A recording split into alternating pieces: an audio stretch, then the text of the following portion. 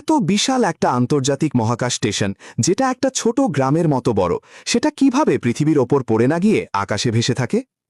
আন্তর্জাতিক মহাকাশ স্টেশন বা আইএসএস আসলে ভেসে থাকে না, এটা পৃথিবীর চারপাশে ঘুরতে থাকে।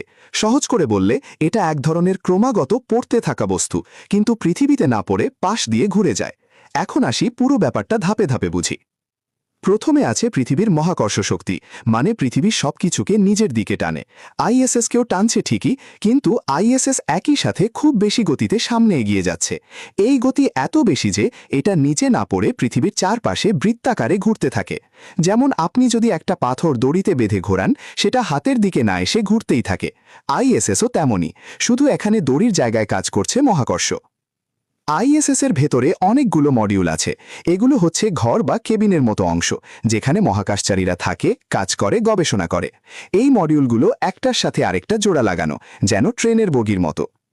এরপর আছে সোলার প্যানেল, মানে সূর্যের আলো থেকে বিদ্যুৎ তৈরি করার বড় বড় পাখার মতো অংশ। এগুলো সূর্যের আলো ধরেই আইএসএস-এর সব যন্ত্র চালায়।